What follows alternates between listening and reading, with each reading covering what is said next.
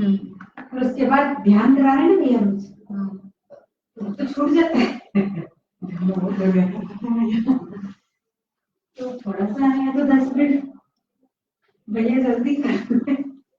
नमो अरिहन्ताणं नमो सिद्धाणं नमो वायुरियाणं नमो वज्रायाणं नमो सहस्राणं मोक्षमार्गस्य नेतारं वेत्तारं कर्मभूतता ज्ञातारं विश्वतत्त्वानां वन्दे तद्गुणलब्धे। तत्वार सूत्र कहते हैं आचार्य स्वामी रचित, इसमें चौथा अध्याय चल रहा है। चौथे अध्याय में लगभग अपना पूरा विषय हो गया है।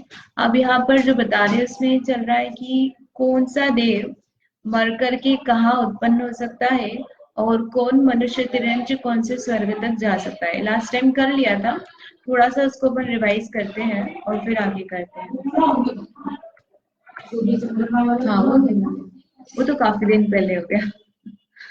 तो भोग भूमि या मनुष्य जो है ना, क्या चल रहा है कि जैसे कोई मनुष्य है तो सामान्य मनुष्य कितने स्वर्ग तक जा सकता है ना। कोई व्रती है तो कितने स्वर्ग तक जा सकता है।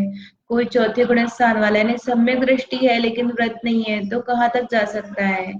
कोई भोग भूमि का जीव है वो कौन से स्वर्ग तक जा सकता है। भोग भूमि में सम्यक दृष्टि है, मिथ्या दृष्टि है, उससे अंतर हो जाता है।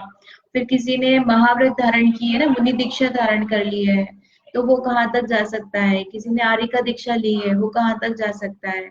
और फिर कोई देव क्या क्या बन सकता है ना, ये था। तो इसको शॉर्ट में करते ही कर लिया था पिछली बार, लेकिन एक बार रिवाइज करते हैं। तो भोग भूमि और कुभोग भूमि ऐसे दो भेद किए है ना। कुभोग भूमि में क्या होता है, लंबे कान वाले ना मनुष्य होते हैं, एक पैर वाले होते हैं, युगल में उत्पन्न होते हैं, लेकिन क्या है वो मिट्टी घास फल फूल ये खाते हैं। जैसे सामान्य मनुष्य भोग भूमि के होते हैं उनसे इनका जीवन डिफरेंट होता है। लेकिन लेश्या तो कैसी होती है, मंदेही होती है। वहां पे क्या होते हैं उत्पन्न कुभोग भूमि में, कुपात्र दान को फल देने से, मतलब कुपात्र दान को दान किया है तो उसके फल से कुभोग भूमि में जाते हैं। और सुपात्र दान को दान करते हैं तो उसके फल से कहा जाते हैं भोग भूमि में। अभी भोग भूमि में सम्यक दृष्टि और मिथ्या दृष्टि ऐसे दो भेद किए। तो सम्यक दृष्टि जीव तो नियम से पहले दूसरे स्वर्ग में जाएंगे, जो स्वधर्म ईशान है उसमें जाएंगे। और जो मिथ्या दृष्टि है वो भवंतरिक में, भवंतरिक यानी भवनवासी, व्यंतर और ज्योतिषी, इन तीनों से ज्यादा वो ऊपर नहीं जा सकते, इन्हीं में उत्पन्न होंगे। हाँ फिर भोग भूमि में जाएगा। फिर सम्यक दृष्टि है ना तो उसमें कोई प्रॉब्लम नहीं है। लेकिन वो सम्यक दृष्टि है वो भूमि में गया और फिर वो पहले दूसरे स्वर्ग में जाएगा। इनका प्रश्न था कि पहले आयु बंद हो गया भोग भूमि का, भोग भूमि का नहीं, मनुष्य आयु बन लिया और सम्यक्त्व के साथ मरण कर रहा है तो फिर भोग। आयु बंद नहीं हुआ है तो हाँ। फिर कर्म भूमि का जीव है, ये भोग भूमि में भी सेम लगेगा। मिथ्या दृष्टि हो या शासकर्म हो तो भवंतरिक में, और सम्यक दृष्टि हो तो पहले दूसरे से। बेसिकली भोग भूमि हो या भोग भूमि हो, दोनों में जो मिथ्या दृष्टि जीव है वो जाएंगे भवंतरिक में, अच्छे देव नहीं बनेंगे यानी भवनवासी व्यंतर ज्योतिषी बनेंगे। और यदि सम्यक दृष्टि हो तो कहा जाएगा,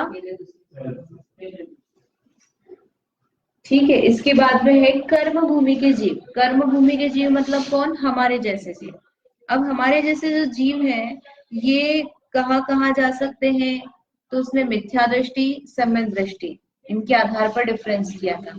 फिर सम्यक दृष्टि में व्रती अव्रती और महाव्रती ऐसे भेद हो जाता है। और उसके अलावा क्या होता है कि मिथ्या दृष्टि होकर के भी व्रत धारण किया है ना, ये सब कंडीशंस बन जाती है। तो इसमें सबसे पहले सबसे आसान